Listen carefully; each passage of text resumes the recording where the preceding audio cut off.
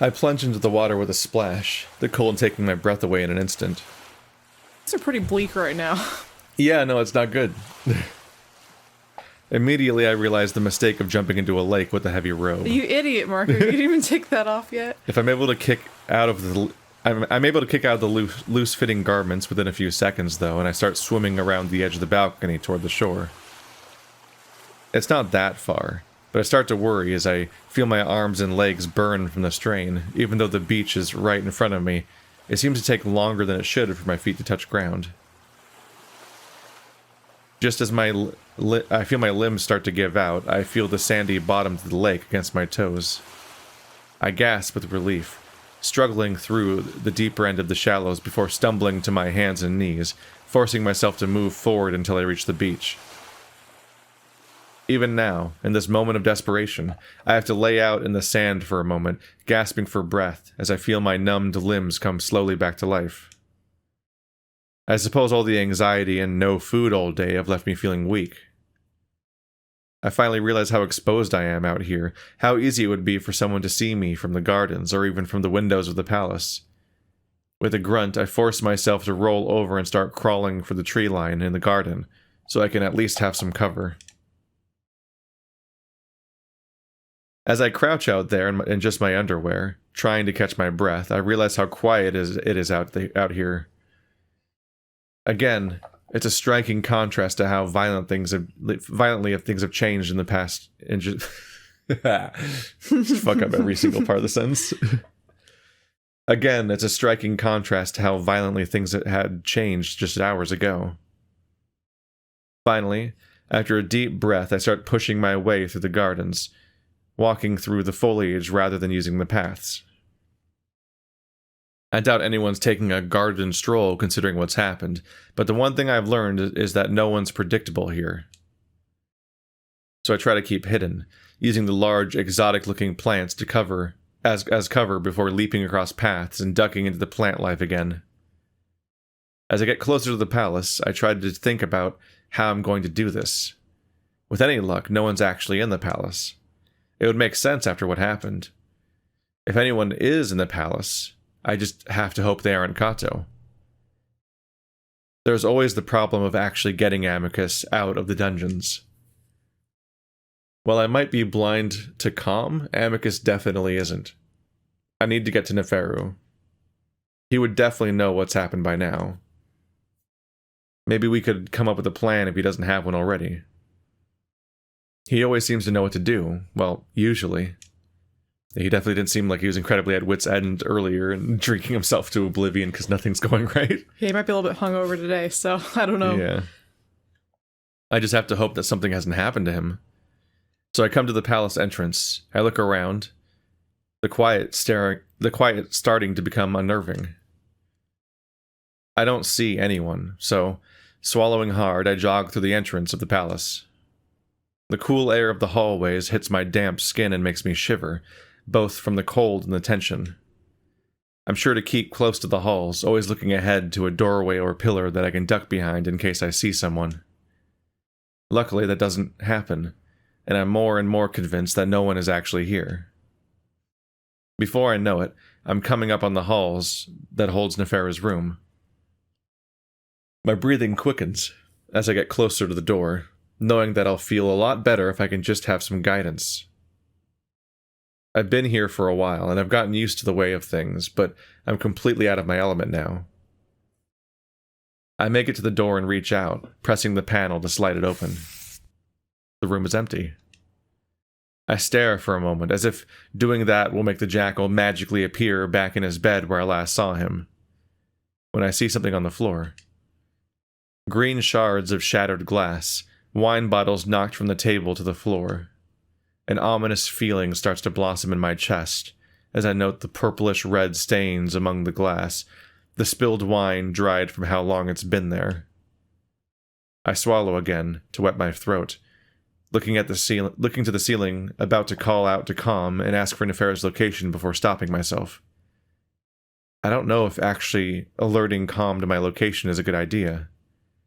I'm pretty sure the security portion of the AI is separate from the rest of Calm, but I don't want to chance it. I stand there for a moment, unsure what to do now. I could go around the palace looking for the jackal. He could be anywhere, really. But seeing the glass, knowing what's happened, I'm just denying what's obvious here. Oh no, I don't want anything bad to happen to Neferu. I just have to hope that he's okay. Oh no. Wherever he's been taken. I lean against the frame of the door for a moment, trying to think of what to do next. I could look for Virginia, but I have no idea where her room might be. Besides, if the state of Neferu's room is anything to go by, I wouldn't be surprised if she's been taken somewhere against her will as well. Kato probably knows everything about what we were planning. There's really no other choice but to go into the dungeons, tell Amicus what's happened, and maybe he'll know what to do. Just as I'm turning to go back into the halls, though, I hear footsteps. I quickly draw back into the room, reaching up to the panel to shut the door again. Before I do, though, I hear something else. The sound of muttering in a very familiar voice. I linger just inside the room, listening as the voice draws near. Oh dear, oh Galen, this is too much, too much. I grit my teeth, listening as the cat comes closer, sounding like he's alone. I suddenly make my mind up as to what I'm about to do next. I'm going to be killed, I'm going to be killed. What was I thinking? At that moment, the cat passes the doorway. He's got his paws up to his sides of his face, too busy staring at the ground to even notice me. He's close enough that all I have to do is reach out and grab him by the straps of his robe before yanking him into the room as hard as I can. Immediately, the cat shrieks, the sound bending comically with the force of my tug. I swing him around toward the middle of the room before turning around to quickly shut the door. Alex is still yelling as he tumbles to the ground, rolling several times before coming to a stop next to the shattered bottles. He curls up there, covering his face as he cowers on the ground. Wait, I'm sorry for whatever it is that I did. The cat continues to grovel before finally peeking through his paws to look up at me. He goes quiet, though he remains fetal, as if deciding if he should still be scared or not. Suddenly he seems to make up his mind and quickly stands, brushing off imaginary dust as he fixes his face into the one of bland disinterest. Oh, Marco, I thought you might be someone else. My apologies. I glare. What reason did you have for grabbing me so roughly? No more bullshitting from you. What the hell is going on? The cat finally stops fidgeting and faces me, though he doesn't make eye contact, staring at the floor behind me instead. Well, I'm sure you already know that, don't you? I'm surprised Kato let you out, to be honest. Something about Alex's demeanor, not only the way he's acting now, but the way he's been acting for the past month, gets to me at that moment. I step forward suddenly, and though I want to hit him, I settle with just giving him a hard shove in the chest that sends him stumbling back with a noisy slapping of his sandals on the stone floor. What the fuck, Alex? I thought Alex said that for a second. Yeah. I was gonna be really surprised. Like, holy God. He windmills his arms, trying to catch his balance, and when he finally does, he's bringing his paws up to his chest, his ears pinned back and claws unsheathed. I don't know if Alex is any good at fighting, but I'd rather not get raked by those things, so I hold off on giving him another shove. Besides, he's looking scared again, staring at me wide-eyed. Don't touch me! I grit my teeth, forcing myself not to do it again. Then tell me what it is that you're doing. Why did you do this? What? This time I step forward and raise my fist threateningly, and immediately the cat covers his face, cowering. I realize then that Alex probably doesn't have any fighting skills at all. He is a diplomat. I don't think those are inherently involved with each other. That, and he might actually be a coward rather than just pretending to be one. This realization cools my desire to really hurt the cat. Instead, I just wait again until Alex lowers his paw, looking at me with fear. I guess that's a good thing. Amicus had told me that in the past, that the few sapient primates in Galaxius were really only known for a few things, one being that they can't swim, and the other being their incredible strength. I suppose it's a good reputation to have, even if it's not true for humans, but Alex wouldn't know that. I take another threatening step forward. Tell me. All right. I'm surprised by the cat's sudden exclamation, his eyes screwed shut as he raises his paws to his head fur, tugging at it in distress. I'll tell you whatever it is you want, if you just leave me alone. I'm tired of this goddamn palace and the psychopathic wolves and half-developed children. I ignore that jab at me, staring at the cat, waiting. I'll probably be deported soon anyway, if not executed. The cat's voice catches in his throat, and he raises a paw to his mouth, seemingly about to cry again. He really is scared, and that gives me an idea. Listen, I'm trying to help Amicus to his rightful place on the throne. Maybe if you can help me out, and Amicus does become emperor, I can work something out for you. You know how close the two of us are. I wait as he tries to gather himself, clasping his paws together before simply looking at the ground. He doesn't say anything though, so I sigh. Why did you tell Kato about our plan? Alex echoes my sigh, looking away off to the side. There's a lot of Galaxius politics that you wouldn't understand, Marco. Well, simplify it for me then. I might be half-developed, but I think I'm starting to get a hang of how things work around here. And if I tell you, you'll help me leave this cursed moon? I grit my teeth. Yes. Alex side-eyes me before shaking his head. I became a pet for a single reason, not for ambassadorial or Adastra Amorpha relations, not even to gather intelligence. I mean, originally that was my purpose, but I became close to Cassius over the course of several official meetings and dinners.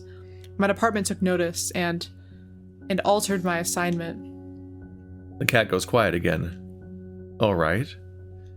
Then what are you here for now? Alex takes a deep breath and looks me in the eye.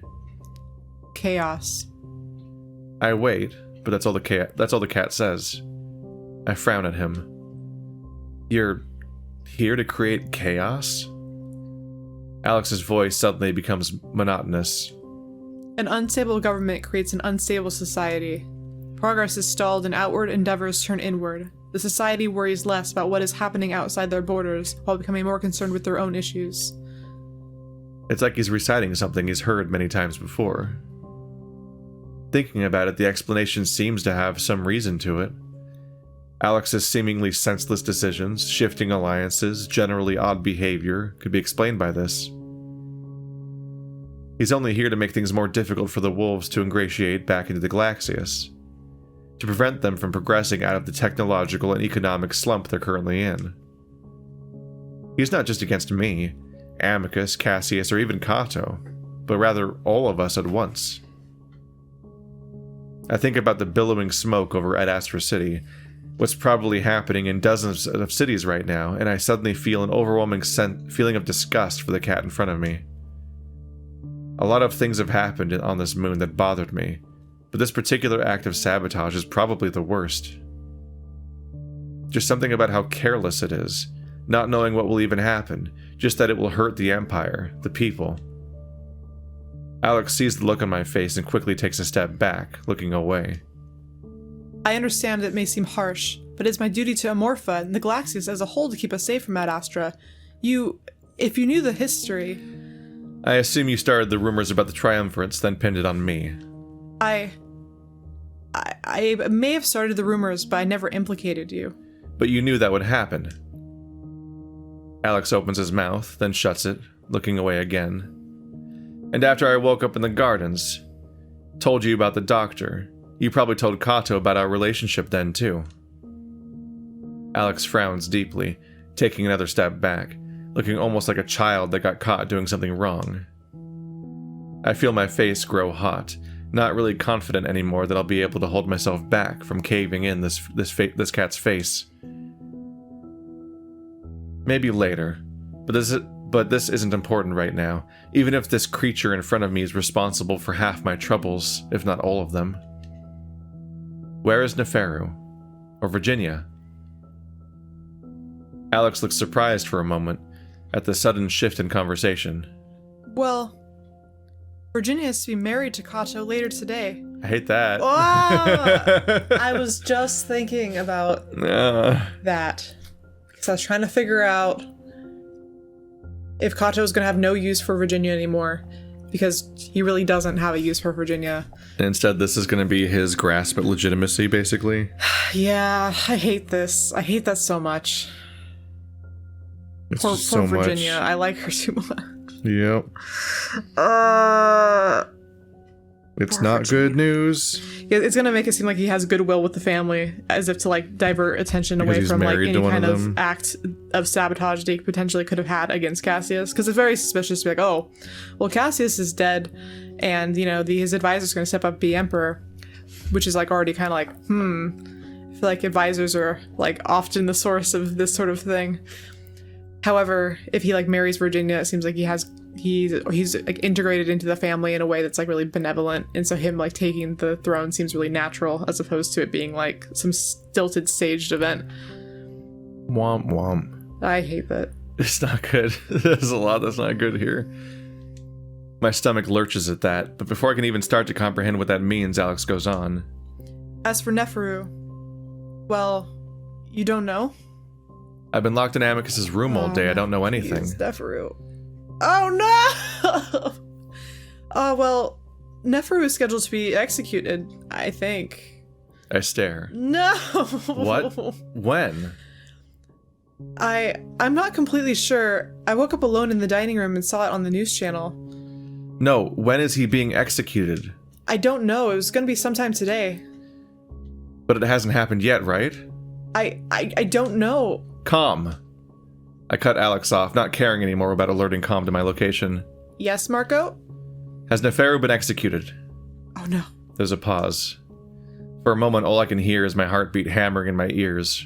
For a surreal moment, I feel like I'm going to pass out, and I have to square my stance to make sure I don't go falling over.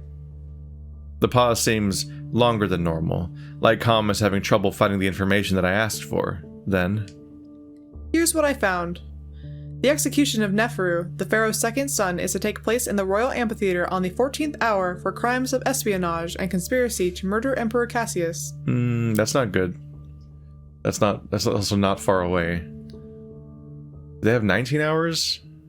17 hours? I think... It's early afternoon already. I want to say it was 19 hours, but that's extra ultra fucked up, because that's also ruining his whole like the image of the Chemians to everyone else in the galaxy too. Yeah. Like that's making them seem treacherous, like as if he was sent over on like a purposeful mission to fuck with Adastra. So in the grand scheme of things, Alexios here can really walk off as it, like, you know, with the house on fire behind him, having no one blame him for any of this. Because he will have achieved all of his goals except the one where he probably wants to keep his head on his shoulders. That, yeah, no, he miscalculated that bit, and also I think, like I said, I do think he liked Cassius, and I don't think he actually wanted him to die. I just think he wanted to, like he says, cause chaos. And like I said, he definitely fucked over the Chemian Empire too, by just having them seem implicated for all these issues. Yep. He gets to walk off scot-free. I was going to say this is probably bad for Chemian or Morphin relations, but I don't know if anyone would know. Well, yeah, it wouldn't be bad for Chemian and Amorphin relations, only Chemian and Adastran relations. Yeah, because I don't think no one's going to know about Alex because... Yeah, because no one pays... Because he's just a pet. No one's going to pay attention to him. Yeah. The execution will be broadcast live on all public... How much time until the 14th hour? 14 minutes and 31 seconds.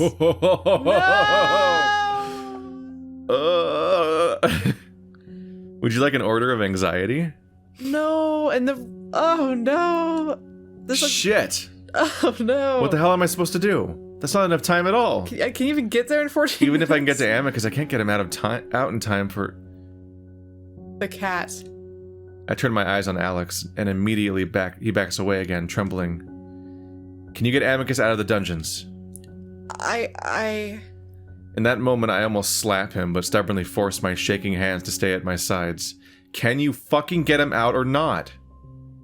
I think so. Cassius gave me an almost unlimited access to calm security. My heart leaps in my chest. Then go down there and get him the hell out.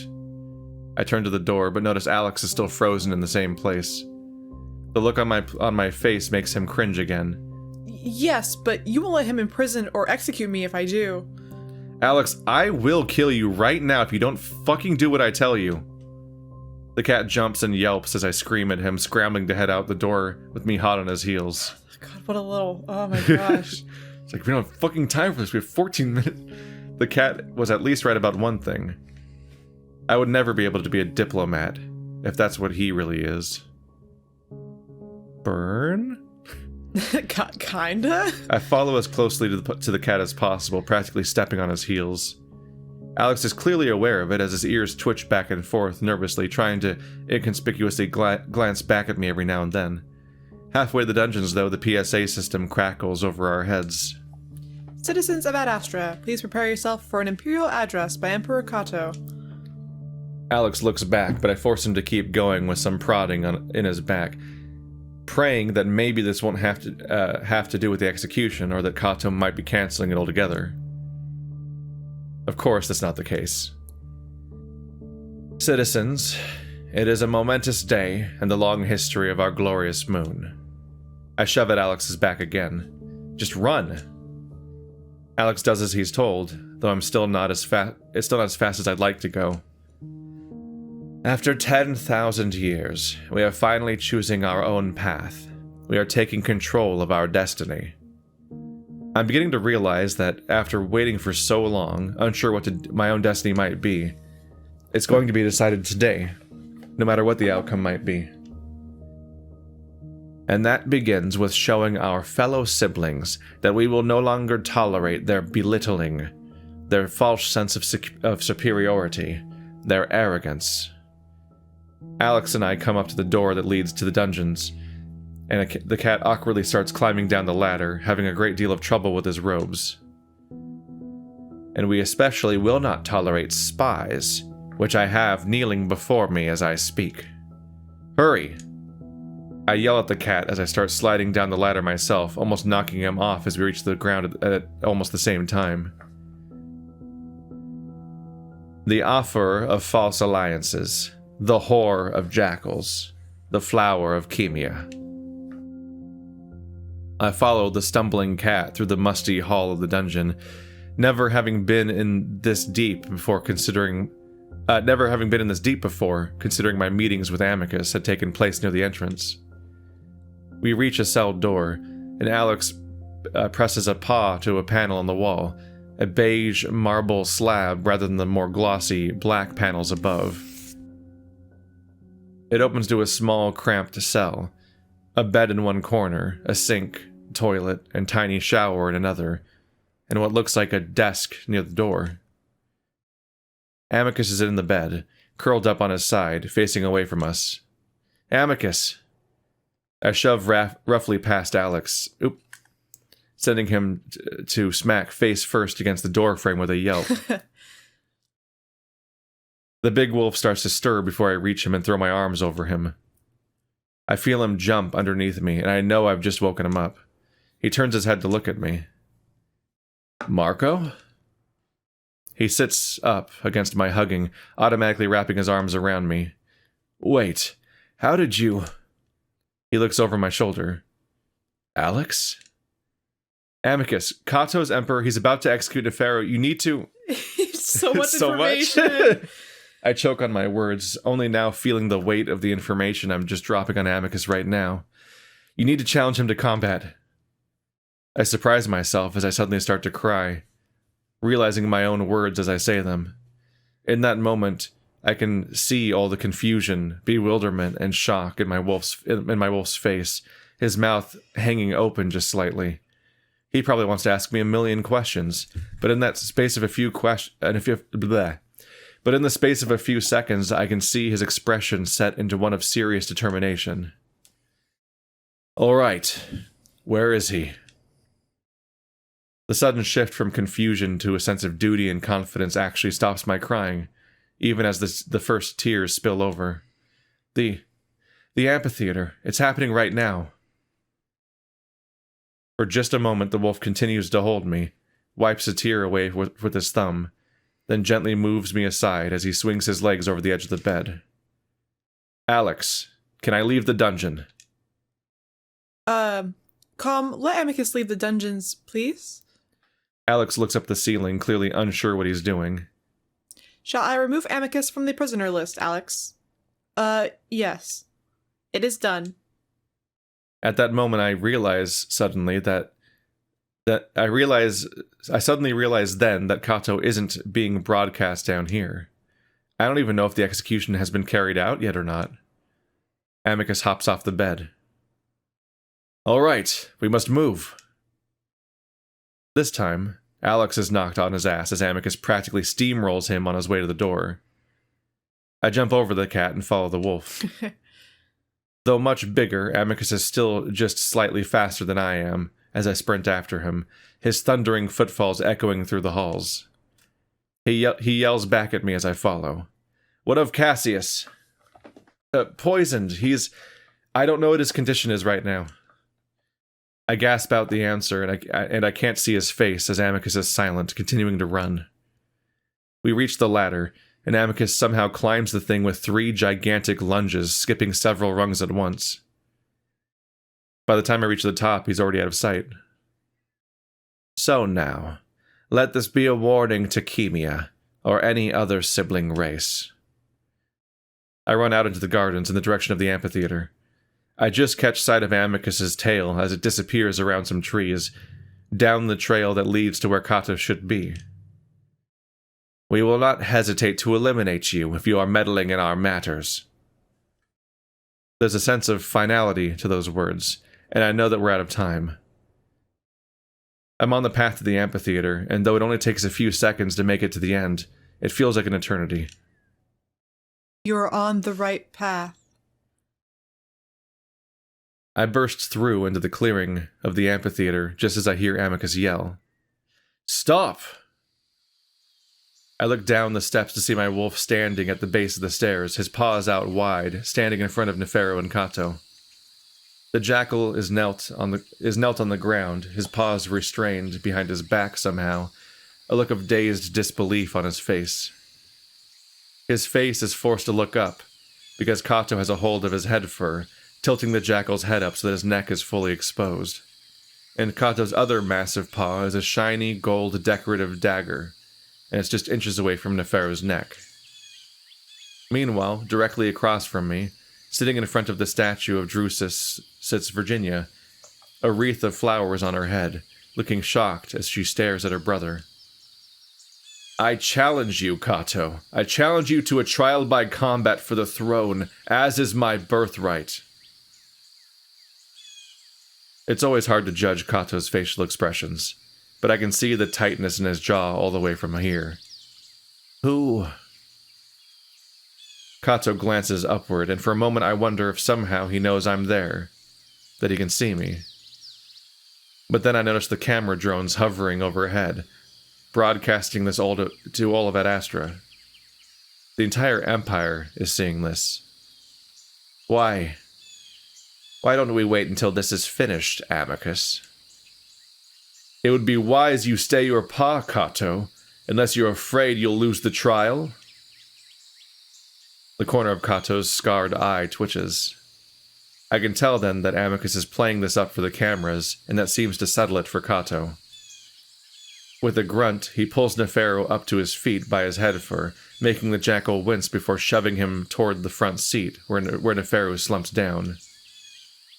Then, the old wolf walks past Amicus, setting the dagger down on the long curved bench as well, across the aisle from Nefero.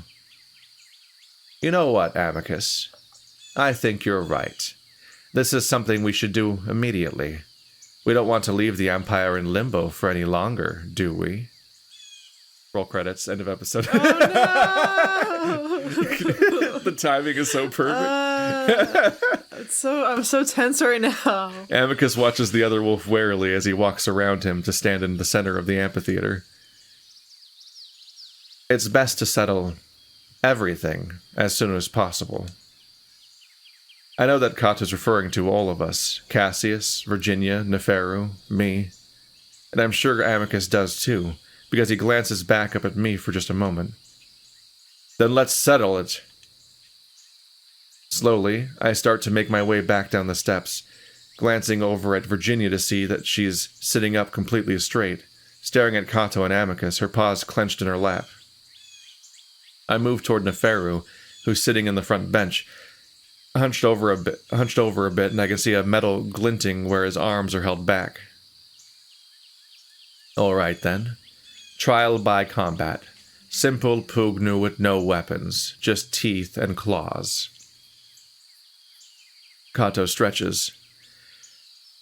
I'll give you the advantage of sight, Amicus. There should be no trouble for you at all, eh? Even though that's true, Kato still seems very, very confident. And he has every right to be, considering his skill at fighting, along with the fact that Amicus has been locked up for several days in a cramped cell. He probably only said that to increase the humiliation if Amicus loses, if he dies. It's then that I start to feel the dread and terror begin to poke through the numbed shock I've been feeling.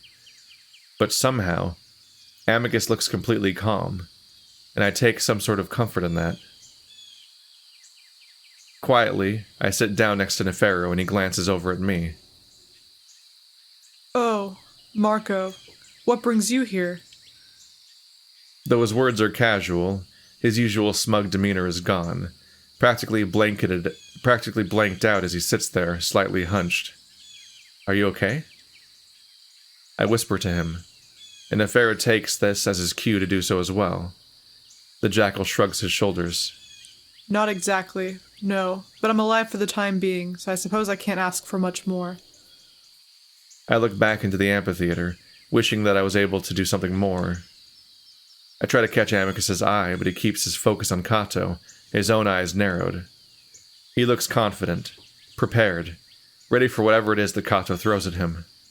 But I'm not ready. I'm not ready at all. That brief interaction in the dungeon, those few seconds of holding on to one another, that could be the last time we ever... I blink back tears again, knowing that won't do any good right now. Are you ready, Amicus? Yes. I'm not ready either. It's not good. Then let us begin. Immediately, the two wolves begin to circle each other, paws raised up to their chests, open and ready. The only difference from past Pugnu fights that I've seen is that they're both baring their teeth. Amicus does it in a way that I've never seen before, not even when he was furious. It's vicious, feral, like I've seen wolves do in nature documentaries. Then they clash. It's so fast I'm not even able to tell who moved first, but one moment they're several feet apart, and the next their paws are clasped together while their jaws snap at the air, both going for the other's throat. Glistening strands of saliva go flying as they both bite and block with their teeth, ears pinned back, making hoarse, angry, barking and growling sounds. It's something I've never seen an Adastrian wolf do, not even in their fake dramas. This feels raw and instinctual, like it's a part of them, something they try to conceal, only to have it come up to the surface when they're trying to kill. I find myself hugging my chest, feeling as if my heart might explode as I watch Amicus, trying to see if he's hurt, wincing every time I hear the solid thwack of teeth on teeth. Teeth on teeth. It might have only lasted a few seconds, I can't tell, but finally Amicus pulls back, and Kato suddenly lunges in for the other wolf's neck. Time seems to slow, and for a moment I start to think about what I'm going to do if I lose him. But then Kato's open, fang-filled maw drops down, and so does the rest of him, as Amicus sweeps his legs with a powerful kick. Kato goes down hard on his side, right in front of me, wheezing before Amicus jumps on him, landing on the other wolf with his knees and a fist to the face. Kato doesn't even seem to notice that, though, as he immediately grabs onto Amicus, their paws scrabbling at each other as they both try to find a hold. They're at a stalemate for a while, each one failing to find a good grip, as they both twist and turn over each other, making snarling sounds all the while. At some point, I have trouble discerning the two. Their legs and arms seem to blend together as they grip around the other's body. I was never told much about combat to the death, even when I asked Neferu. All I know is that they tend to be very short, and it's already felt like an eternity. Suddenly, I'm able to tell them apart, as Kato locks Amicus's right arm into a shoulder lock. While I've seen it done before, usually to get the other opponent to tap out, Kato immediately goes all the way up, and the quiet of the early evening is shattered with a massive pop and crunching sound. Amicus screams, and I find myself standing without even realizing it. It takes everything I have not to jump in right now, even as Kato leans into the hold, causing Amicus to convulse from pain. Then Kato lets go, and my wolf curls over to one side, shaking violently, loosely holding his arm with his other paw. I want to go to him, but Kato's already there, pushing the younger wolf over onto his back. I should have done this a long time ago, pup. I knew this would happen. Amicus tries to fight back with his good arm, even his legs, trying to lock his ankles around Kato's neck, but the old wolf straddles Amicus's waist before slamming a fist hard into his nose. There's a softer crunch sound this time, and Amicus immediately goes limp, eyes vacant, paws falling to his side. I knew Kato was too skilled for Amicus, but for some reason I thought, These are the events that shall happen. You are on the right path. but am I? Marco. Neferu whispers hurriedly at me. Kato hits Amicus again, even though the other wolf has stopped moving, and Amicus jerks under the weight of the slightly larger wolf. Marco, you must run. Kato likely does not know you're here. Amicus's eyes are half closed, unaware for his last moments, as Kato pushes his rear down the other wolf's thighs, giving himself room to reach Amicus's neck. Run to the city, to the woods, anywhere. I shake my head silently. Was this really meant to happen? Why was I put on this path if it ends in my wolf's death? Why aren't the parents helping me?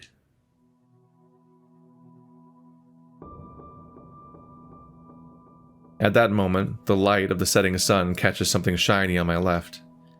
I look over, and I'm almost blinded by the brilliant reflection of Vita's light on the blade of the dagger. The one that Kato had set aside after nearly executing Neferu. Red and blue jewels decorate the handle, while the gold blade shines brighter than any metal I've seen before. The rules don't matter. Robotically, I lean over the aisle and grab the dagger by the handle. Marco? I ignore Neferu, and at the same time, I see Virginia directly across from me. Her eyes are wide, and she's standing too, but instead of looking at the fight, at Kato's jaws coming closer and closer to Amicus's neck, she's instead looking at me and pointing.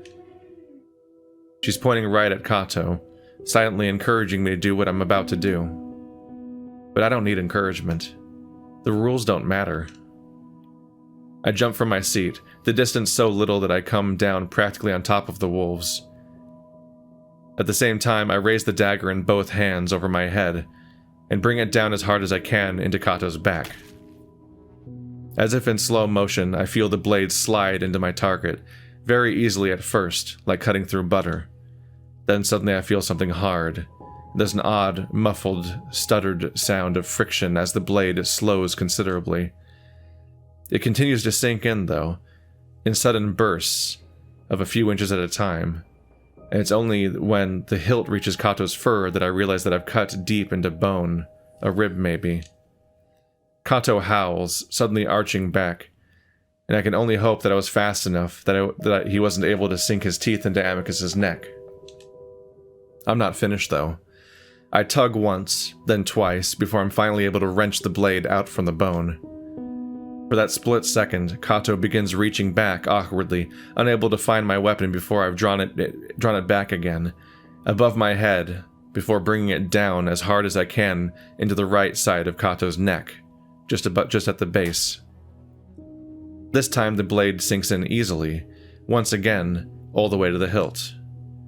I yank it back once more, intent on plunging it in again, but finally Kato turns on me, blindly swinging his paw out. His fingers find my right forearm, and I'm raising the blade once again. He takes a tight hold. Marco. His exclamation is part astonishment, part fury. His other paw finds the dagger. Even though I try to hold on to it, he slides it out of my hands with ease, even though he's holding onto the blade end. Blood is everywhere at this point, and I can only hope that it's only Kato's. I start to back away, trying to look down at Amicus to see what's happening at him, but that's when Kato swings at me again. I feel air tickle at my neck and chin, and for a moment I think I've dodged his swing. But then I see that he's holding out the blade, out to his right after having swung it at me. Something's wrong. Something's very wrong. I look down to see a sudden spurt of blood splattering the stones below me, then another splurt, then another. I step back again and gasp, and when I do, it feels like the air comes in from two places at once.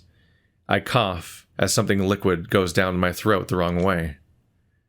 Again, I gasp, and this time I hear the bubbling sound from my throat, and I finally understand what's happened as I raise my hands to my neck, stumbling and then falling. I expect to slam back against the stone seats, but instead it's against something furry and warm. I look up and see Neferu sitting over me as he's moved to catch me with his lap. He's staring at me with a look of horror on his face. Marco. He looks up. Amicus, wake up and help him.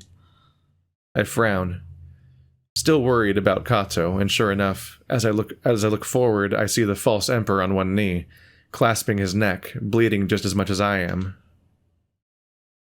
His ears are perked forward toward Neferu's voice, and I see him start to make his way towards us. Kemian. The wolf's eyes are wild, furious, focused in the direction of Neferu. He seems to have already forgotten me, even as he seems to realize that he's dying. You caused this. I feel that those words, you and this, carry much more meaning for Kato than I could ever hope to know. It's a strange moment as I lay in Neferu's lap, bleeding out. I suppose I knew Kato blamed the Kemians for most of his problems, for most of the problems of the Empire. He tried to hide it by pretending to give Amicus a fair shot at the emperorship. As that slowly unraveled, his intentions became clear, and so did his insanity. He intends to kill Neferu to completely kill any chance at an alliance, even if it means the complete destruction of the Wolven Empire. Somehow that's a risk worth taking for Kato. The wolf draws closer, practically crawling now, leaving heavy splatters of blood across the ground. He weakly raises the dagger, and I feel Neferu tense behind me, probably getting ready to roll out of the way, but then something wraps around Kato's neck. With a gargled choke, Kato is pulled back by Amicus before being body slammed into the ground. Then Amicus is on the old wolf, muzzle against his neck, tearing it apart. I stare in shock, then look down, away from the horror of what I'm seeing. That's when I see myself, covered in blood. So much blood. My entire naked torso is painted red, and more of it continues to pour out over my chest in waves, though it's less than the initial spurts I'd seen when I was standing up. I raise my hands to my neck, still feeling that strange cold feeling reaching deep into my throat, like everything's open and exposed to the air. I try to talk, to tell Neferu that I need help, but only a raspy, bubbling hiss comes out of my neck. I look up, seeing Neferu looking down at me, his expression again one of disbelief. I suppose it would be pretty shocking to see your friend with his neck open dying in your lap. Am I dying? I try to cover my neck again, but the gash is so deep it feels like if I lean too far back, my head will just flop over onto my back. Vaguely, I hear Amicus's snarling sounds, along with Kato's raspy screams, sounding just like me when I was trying to talk. The edges of my vision start to go blurry and black, and Neferu's face starts to fade away.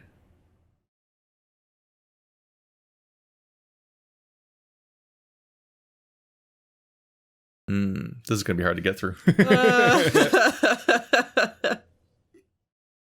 No. Yeah.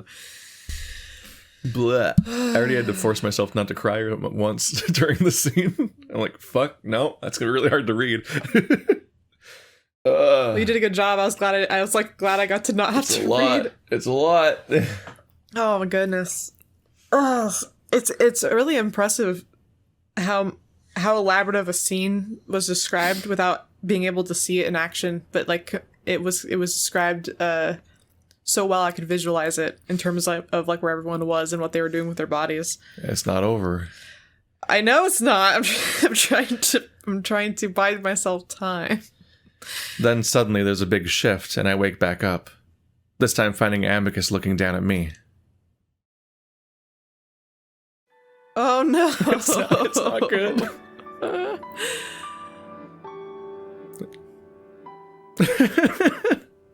This is so fucked. Do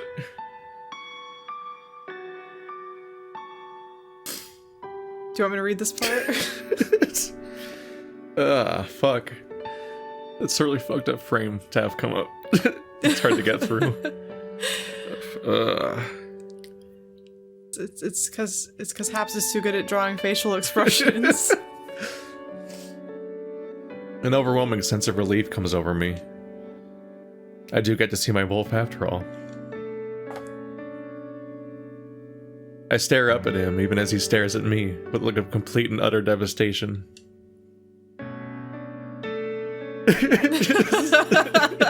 No. This is really bad.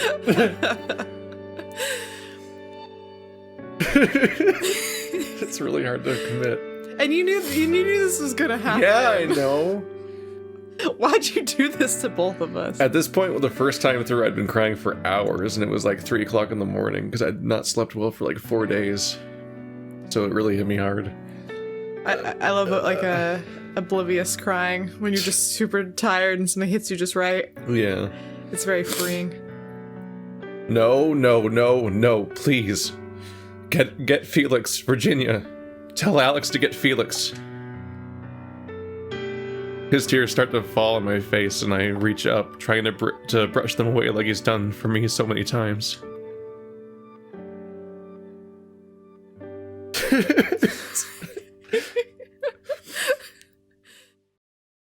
I don't have like control over my voice. It's like gone. It made your voice acting very authentic. Legitimate. He catches my hand before I can, though, pressing it back to my neck. You'll be fine. You're going to be fine. It's not bad. It's not bad. I actually chuckle a little at that because it's very bad. I can tell without even being able to see it. I see the edges of my vision blurring again, and my eyes seem to try to roll upward on their own. But Amicus gives me a little shake, and that brings me back for a moment. Hey, stay here, okay? You'll stay with me, yeah? I nod deliriously, the overwhelming feeling of calm and warmth, keeping me happy and full of love, even though I know even though I know what's happening. What's about Okay. I literally can't say the words.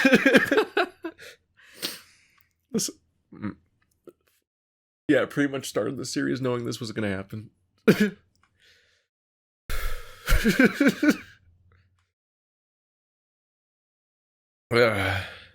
Even though I know what's happening, what's about to happen to me,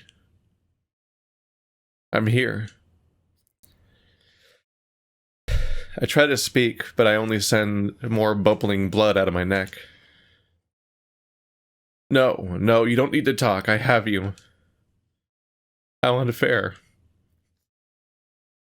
My last moments, and I can't even tell my... Well, Oh. my voice is completely caught. It's so gone.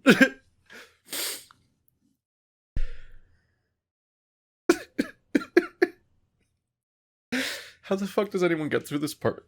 I got tissue. Here comes a gross noise.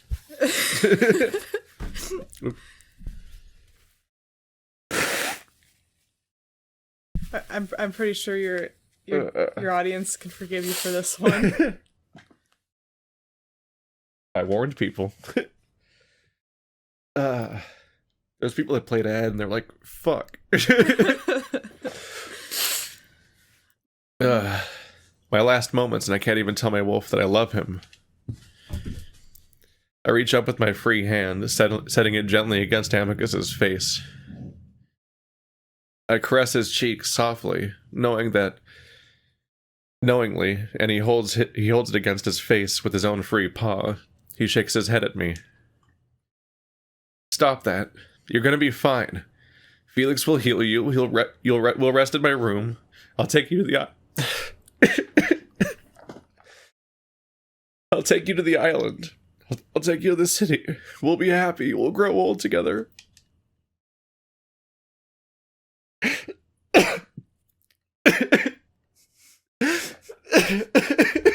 really fucking hard. The sound probably sounds worse than it is because I'm like laugh coughing at how I can't control my voice. But I'm not like that sound isn't like sobbing as much as it probably sounds like it is. Is it getting you? Yeah. Well, honestly, seeing you cry makes me more sad. Like you crying is upsetting me. He knows you're upset. You're making my dog upset. You probably haven't seen me cry since I came out. No, I think it's the only 2 times I've ever seen you cry. they're related. I'm aware.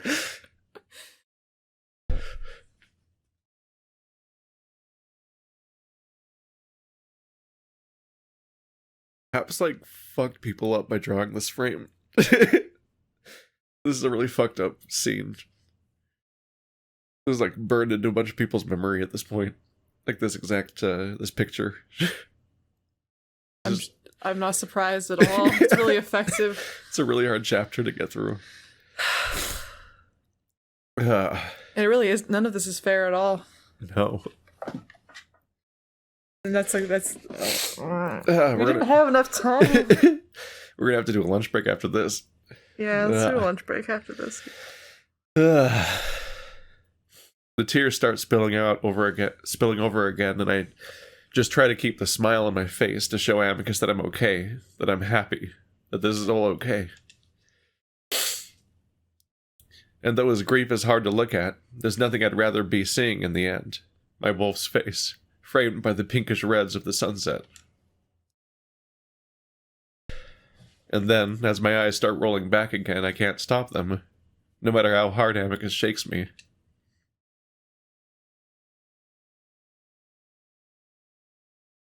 There's the flashback, there's the future, the scene.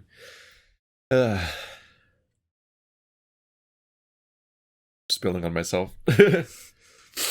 It'll hide your tear stains. Marco, no, please. Don't leave me here. Please come back to me. You can't leave me alone like this.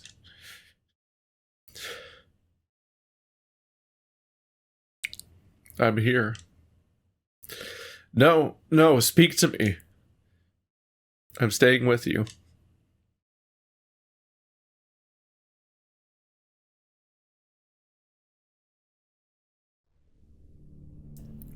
I drift through the blackness, feeling a sense of peace like I've never known before.